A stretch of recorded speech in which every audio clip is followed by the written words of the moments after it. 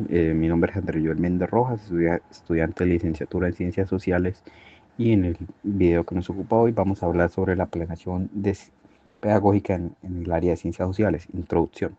En este video no simplemente hablaremos en teoría, sino que acompañaremos el caso realista de un estudiante con dificultades concretas en el área de Ciencias Sociales. Analizaremos cómo a través de una planeación pedagógica consciente y una evaluación cualitativa podemos crear un puente hacia su aprendizaje. Todo esto lo vamos a hacer con base en los aportes de autores claves como González, Rúa y San Martín. Presentación del caso. En este caso, nuestro estudiante se llama Andrés, tiene 13 años, cursa grado séptimo, vive en una zona rural del municipio de San Vicente de Antioquia. Sus dificultades son muy específicas y van más allá de no entender simplemente. Análisis de fuentes. No puede diferenciar entre una fuente primaria como el diario de su abuelo sobre el conflicto y una secundaria como el libro de texto. Las trata como si tuvieran el mismo valor histórico. Causalidad histórica. Para él los hechos son aislados. Simplemente cree que el Bogotazo fue un día de mucho desorden sin poder conectar el asesinato de Gaitán con las causas políticas y sociales previas ni las consecuencias de la violencia que afectaron a su propia familia. Expresión estricta.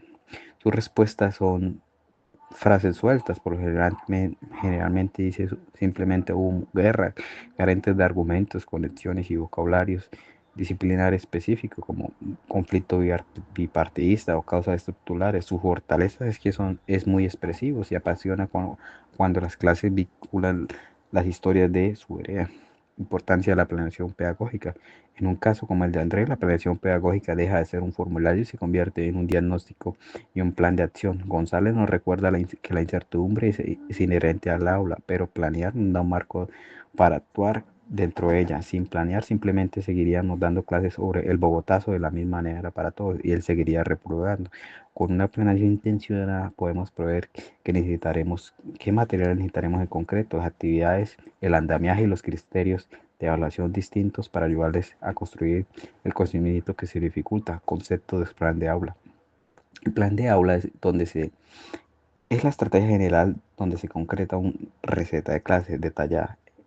Es el documento donde pasamos a decir hay que ayudarle con la causalidad a diseñar una actividad específica donde Andrés compare y de forma guía dos fuentes sobre un mismo hecho. Como dice Torres González, es el instrumento para la construcción activa del conocimiento. Para Andrés, el plan de aula sería su ruta personalizada, que estructuras, actividades, paso a paso vamos a seguir para no abrumarlo y seguir con los objetivos. Momentos para la planeación pedagógica, en este caso vamos a aplicarlo a nuestro estudiante.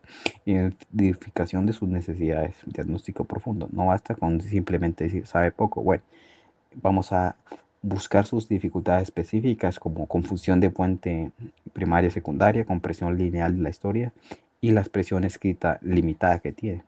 Selección de contenidos enfocados. Elegiremos el tema de la violencia en Colombia y su impacto regional, pero no nos centraremos solamente en un caso de estudio como el conflicto de Antioquia.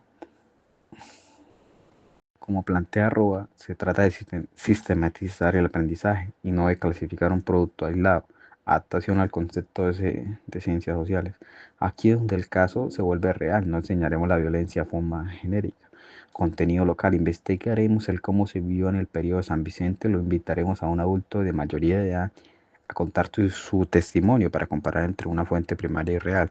Vocabulario, contextualización. En lugar de solo bipartidismo, usaremos ejemplos como las rencillas entre los familiares liberales y conservadores locales divididos en la comunidad, espacio y cuerpo. Como sugiere San Martín, usaremos el espacio del aula para asignar el territorio como sillas y mesas y ayudándonos a Andrés, que Andrés entienda geográficamente el conflicto de manera tangible. Enfoques y métodos didácticos, lo más adecuado. Para las dificultades, Andrés, los métodos expositivos fallan. Los que funcionan son aprendizajes basados en problemas, porque la parte de una pregunta concreta y exige un análisis de causa, método de caso.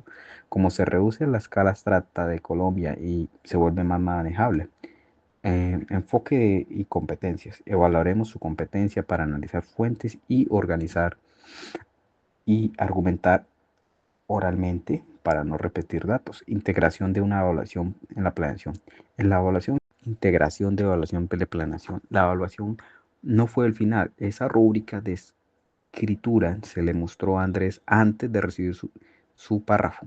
El registro anecdótico durante el sociodrama nos sirvió para que hacer una pausa y aclarar un concepto en el momento. La evaluación fue el motor de ajuste con la constante de la enseñanza, permitiéndonos ver en tiempo real si nuestras estrategias estaban funcionando o necesitábamos un plan de conclusión final.